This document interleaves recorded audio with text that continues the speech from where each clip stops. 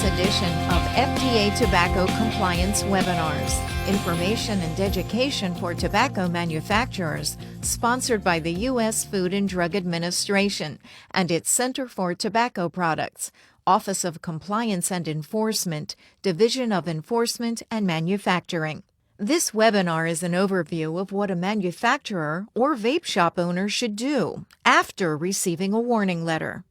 CTP has received many questions from tobacco product manufacturers, including vape shops that manufacture tobacco products, about what to do if they receive a warning letter. This webinar will answer some of those questions and give some examples of what manufacturers should do after receiving a warning letter from the FDA. You will notice that some of the slides have links to relevant information that can be found on FDA's website, and that our webinar ends with further resources for you. Past webinars have discussed information on Section 910 of the Federal Food, Drug, and Cosmetic Act, the Pre-Market Tobacco Product Application, or PMTA, process, the importance of keeping your FDA registration and listing information up to date, FDA's current enforcement priorities for ENDS products, the pre-market review requirements for new tobacco products, including ENDS, manufacturer responsibilities, and warning letters for retailers. We encourage you to review those materials in addition to this webinar. When responding to a warning letter, CTP suggests that you carefully read the letter and address all issues raised. Your written response should include your current contact information, including address, telephone number, and email address, and the reference number listed at the bottom of your warning letter. Your response should be directed to the address listed on the bottom of the warning letter. In addition, FDA encourages warning letter recipients to provide information demonstrating that they have corrected any violations listed in the warning letter.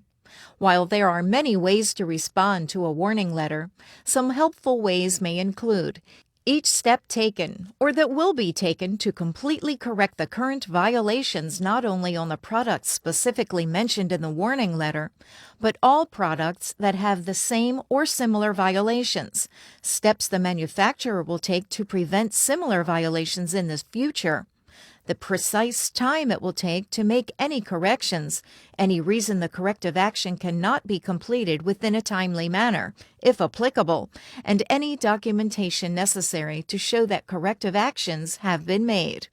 This should also include documentation demonstrating the destruction, disposal, or reconditioning of all violative products where applicable. Please see Chapter 4 of the Regulatory Procedures Manual, February 2022, linked in the final slide of this webinar for more information. If you receive a warning letter and believe that your products are not in violation of the FD&C Act or its implementing regulations, include your reasoning and any supporting information in your written response to the warning letter. This information should be received by FDA within 15 business days. Avoid waiting until the last minute, as doing so could mean the response is not received within the 15 business days requested in the warning letter. FDA will conclude its review with the information it has if no response is received.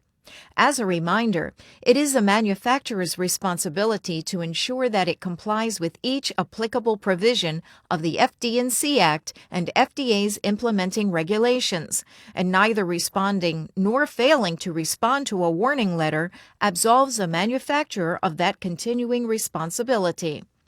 FDA may contact you if additional information or clarification is needed regarding your response. After a manufacturer receives a warning letter, FDA will typically conduct follow-up inspections to assess compliance with applicable federal laws and regulations. If FDA observes violations during a follow-up inspection, FDA may take additional enforcement action without notice. These actions include, but are not limited to, civil money penalties, seizure, or injunction. If you have any questions about the content of a warning letter, please contact CTP Compliance at fda.hhs.gov. If you have other questions regarding non-warning letter topics, the following contact information may be helpful in getting answers to those questions. General inquiries can be sent to askctp@fda.hhs.gov or by calling 1-877-CTP-1373 or 1-877-287-1373. For small business assistance, please contact the Office of Small Business Assistance at smallbiz.tobacco@fda.hhs.gov. The CTP Ombudsman's Office provides a safe space for stakeholders to voice their questions, concerns, or complaints about FDA regulation of tobacco products and can be reached at the email address on the slide. As previously mentioned, many questions regarding the Office of Compliance and Enforcement, or CTP, can be submitted using the provided links and email addresses.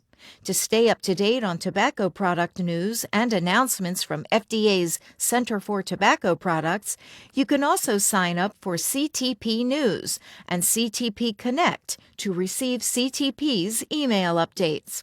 Additional resources can be found on the following slides. Additional information regarding the 3 pathways to market a new tobacco product, such as the pre-market tobacco product application, substantial equivalence report, and requesting exemption from demonstrating substantial equivalence, can be found at the website on the slide. Additional information on registration and listing requirements can be found in the Tobacco Registration and Product Listing Updates webinar by using the provided links or by contacting the Registration and Listing mailbox.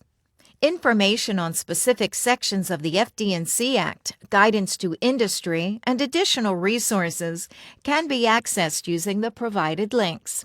This brings us to the close of this webinar, brought to you by the Center for Tobacco Products.